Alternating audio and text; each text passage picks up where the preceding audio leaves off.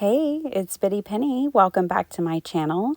Today is a little bit of a follow-up project, and I'm going to be making some beautiful cards to go inside some pockets that we made a couple of weeks ago. So I was going through my cards to make a big donation and de-stash, and I found these, and I just knew I wanted to make more cards, and all the products I'm using today, including these cards that I'm not making in this video, I made these a long time ago with you guys, are all Dreamz Etc. I'm focusing on digitals today because anybody can get a hold of them and use them, and you don't have to purchase a kit. But then I will also use some supplies from some of the Dreamz Etc kits that I have in my stash. This is a brand new collection from Dreamz Etc called Manor. And what's great about digitals is for some of the pages, I knew I wanted more than one copy, and it's just so easy. You can print more copies, you can resize them, you can mirror images. And so digitals really are a go-to for me because of the flexibility that you have and printing. For instance, this is the full-size image, but you can print 2 copies to a page and get smaller images. So I decided to do that to get different sized roses. And all these pages are just in that Manor kit, and I ended up not using those in this project, but I will. I had a date with my brother's Scan and Cut, and I had the Scan and cut everything out. Some stuff I did cut by hand, and she gives these cutting guides, and I found that just cutting along that cutting guide, one is easier because you don't have to get into the teeny tiny details of the image. And I think they look better personally. I did one where I fussy cut right up to the image, and I did another where I just cut along the edge, and I liked the edge cuts better. Here are some of the kits that I have in my stash. Some past kits, her kits have all kinds of different types of paper, lace, trim, washi tape, stamps, embellishments. I mean, it's just a little bit of everything, which is why I love them so much. But yeah, so I just went through and picked some random things to pull out to play with.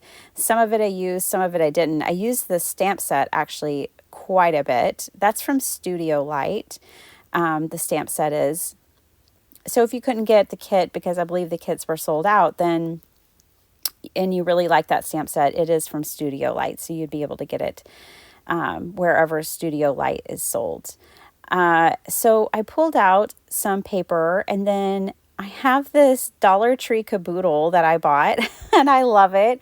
And so all the images that I sat with my brother's Scan and cut out, I put inside of this caboodle. So I have the ladies and flowers and these collage pieces. There's birds, just a little bit of everything. The typewriters, just lovely.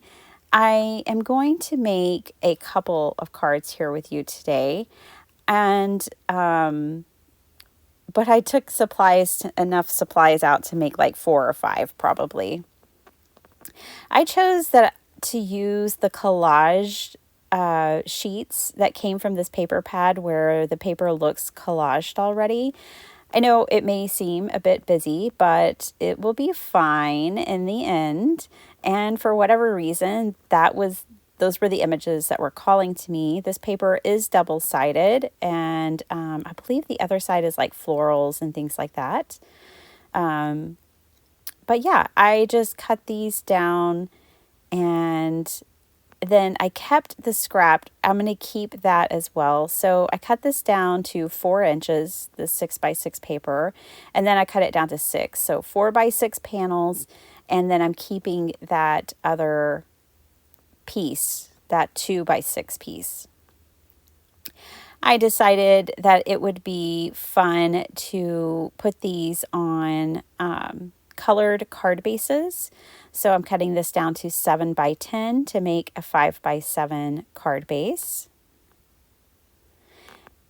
And well, At first, I was contemplating keeping the 1 inch right here as a pocket for the inside of the card because I think it's fun to add pockets inside of our cards.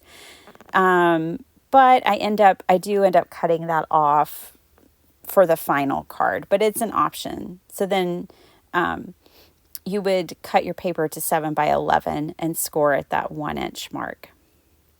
And now I'm taking this paper. This was like my favorite pattern paper that came in one of the kits, and I'm going to use it.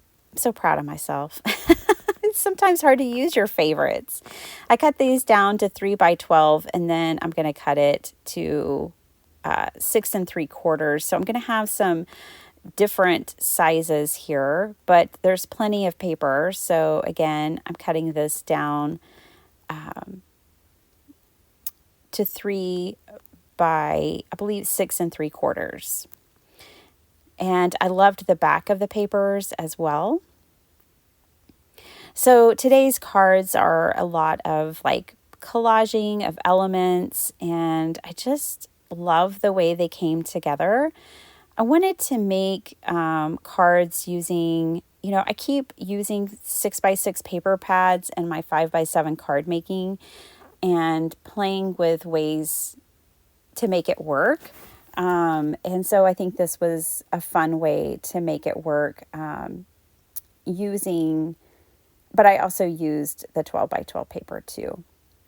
But I kind of build my own collaged background with the patterned paper behind the 4 by 6 panel that I had cut. And then I'm going to cluster my ephemera on top of that. And the bottom edge, I'm going to actually cover with a trim.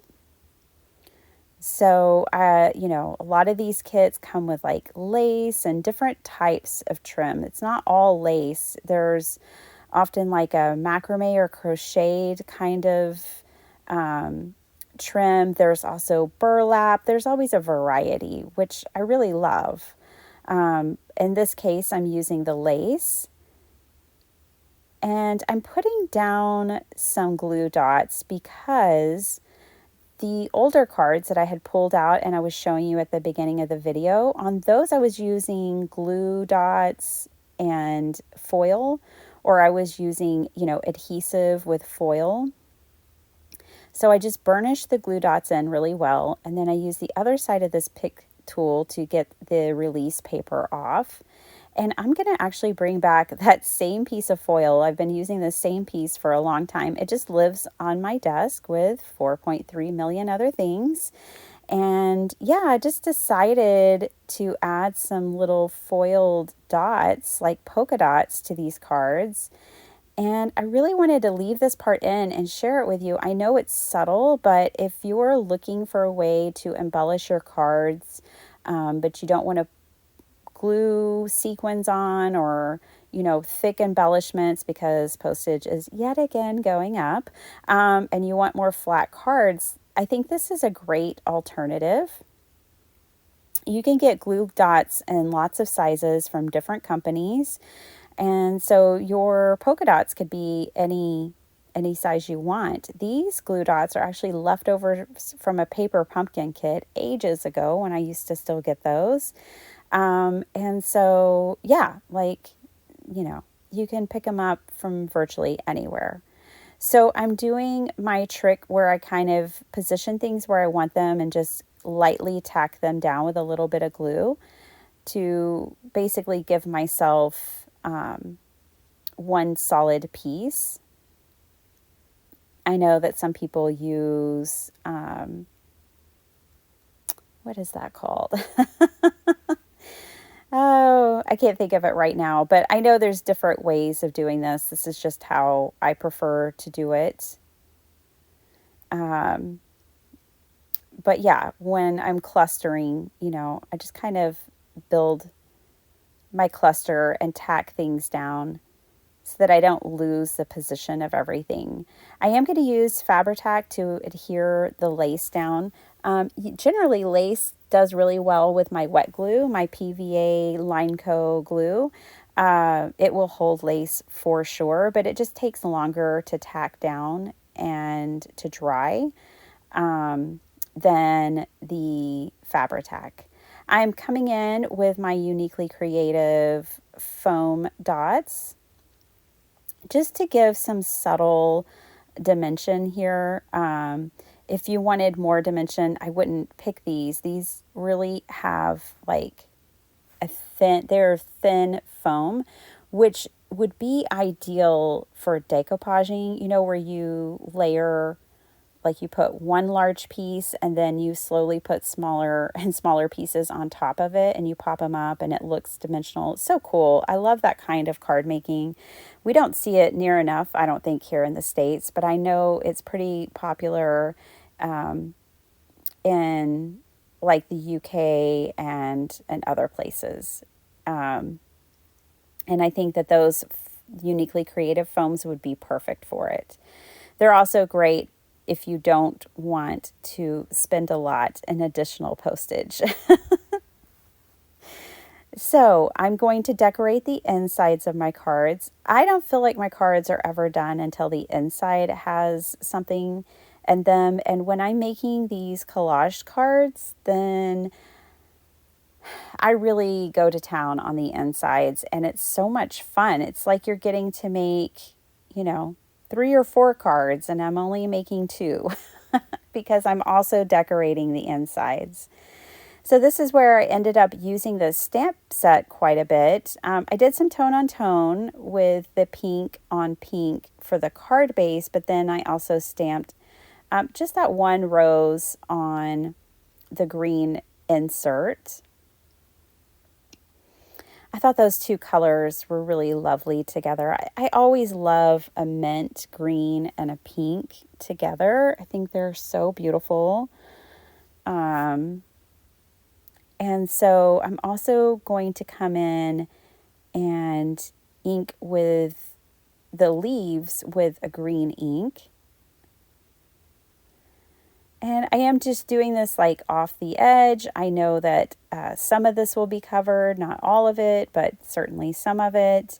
And just kind of making this card base more like a patterned paper. I just think it adds a lot of interest. It's a very simple way to decorate. And what's fun about stamps and what I love about stamps, like these, is you get to pick your color. So, you can always make sure that something coordinates with your project. You can pick a mint green or an olive green or whatever pink or red or yellow you need. And that, to me, is the beauty of having like rubber or photopolymer or acrylic stamps, is that you can customize colors, make patterns, things like that you can't necessarily do with digital images.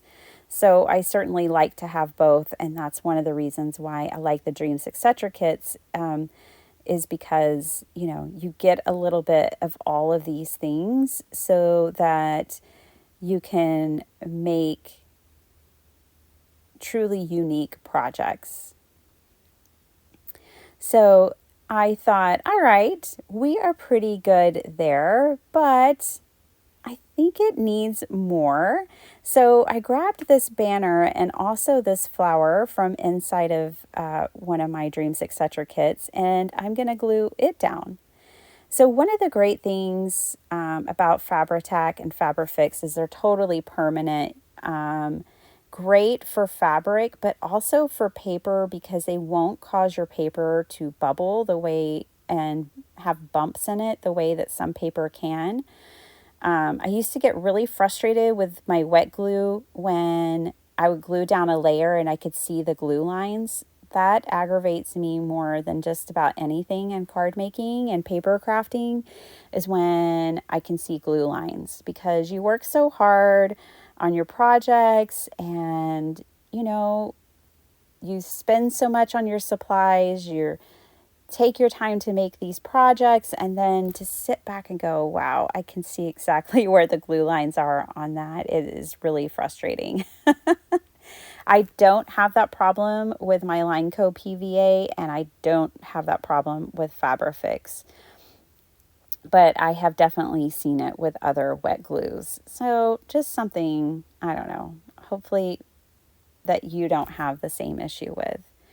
So for this one, I'm leaving a much smaller border around the top and sides of my cards. I really wanted to use some of this gorgeous lace, and so I'm going to use some of it as well. And then another lady, I even thought about two, like sisters or friends, but I kept it simple and just did one. We have, different sizes, but I auditioned all those pieces and none of them were made me as happy as this one here. And then I loved this trim that came in the kit. It's black and white. It's really unexpected, but I think it's perfect. So I end up using that at the bottom of this card. Now, if you didn't have lace or trim in your stash, but you wanted to kind of mimic this, you could just use another piece of patterned paper across the bottom edge where I'm putting lace on these two cards or trim.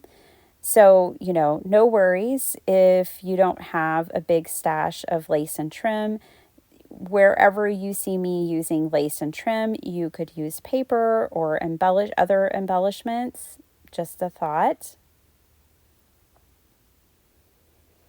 You could also, if you're not a 5x7 card maker, you can still take inspiration from these cards and kind of shrink it down to an A2 size. So that is always an option as well. I had someone comment the other day that they are not a card maker. They always thought it was too fussy for them, but they've been trying it and enjoying it because they realized from watching some of my videos how you don't have to be uber particular, or that you don't have to do it in a very specific way, but card making can just be fun using whatever elements that you have. You don't have to over measure. That, I guess she realized just how much freedom you can have in card making, and that she's been picking it up and enjoying it, and that made me so happy.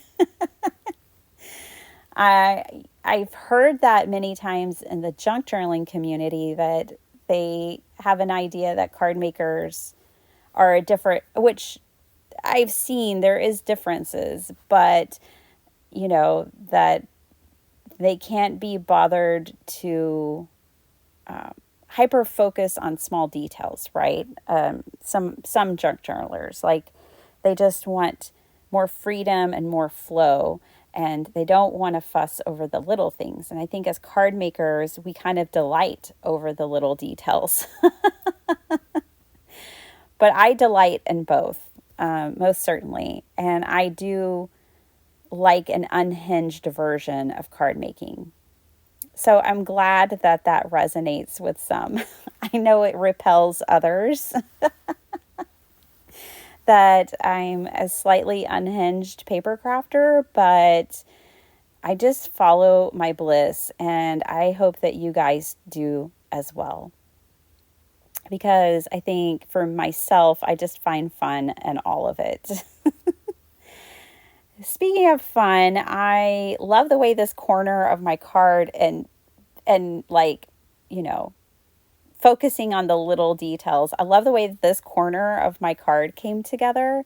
That lace was in a detail like a spray of flowers. And I found this spray, the blue roses there, and I wanted to include it and make just a little cluster to go here at the front of the card. And I just love the way it came together, and I really feel like it finished the card off.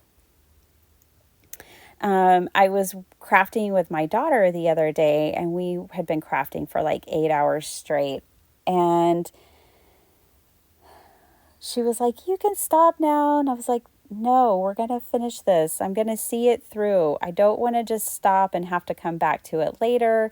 I was like, "This is why I'm a paper crafter. This is why I make cards and journals, because I can finish my project. I can start it and finish it all in one day, all at one time. And I really do enjoy that. I don't like leaving projects unfinished. I have to get them at least to a certain point. Even when I'm junk journaling, I at least have to get like all the construction done and get to a point where like I know, okay, I just need to decorate or do this thing, right? I'll come back and do that. But I really love a project I can start and finish in a short period of time. One, I'm incredibly busy, but two, I've always been that way. I've just always kind of operated that way. When I used to do paintings, I was the same way. When I used to do ceramics and pottery, I was the same way.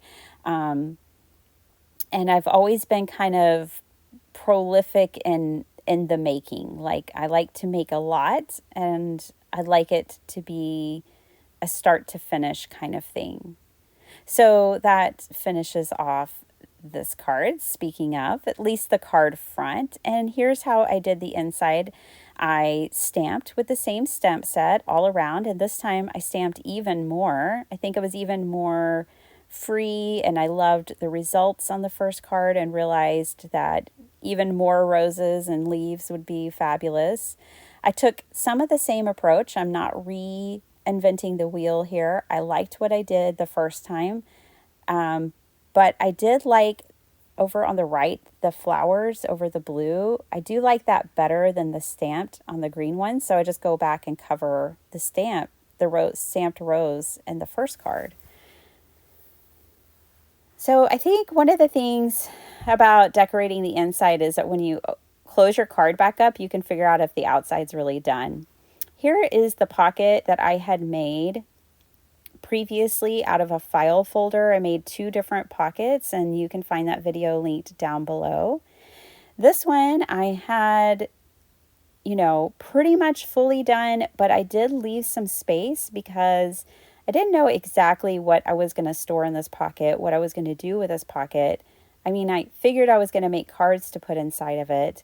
But I'm so glad that I did, because then I was able to come back and decorate it in a way that ties it to the cards that I put inside. So I love the way this came together. Now it feels much more finished to me. Again, I'm taking this approach of just tacking things down as they lay where I want them, so that I don't have to try to figure out rearranging things again.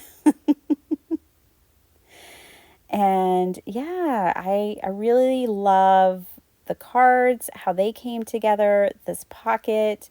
It was so great already having it constructed and ready to go and mostly decorated. I was just able to add those final details. And the sentiment on it there says, "Bloom where you're planted," which just seemed to work perfectly for this whole theme. And all the lace and the trim and all the things that I made that pocket with were from a Dreamz Etc kit. I used Velcro to close it so it could open and close. And then here are the 2 cards with each an envelope. They fit beautifully in this pocket. I was able to get 2 different pockets from one file folder. Again, that video will be linked down below if you missed it. And I just love how these came together. I think they're so fun. Somebody's going to love them. I know that this will definitely sell at a craft fair, no problem at all. Somebody will pick this up. They'll know exactly who it belongs to. I hope you are inspired. I hope you enjoyed my video today. Thank you for spending your time with me. I know you could be anywhere, spending it with anybody, but you're here spending it with me, and I'm just so honored. So thank you. Have a great day. Bye.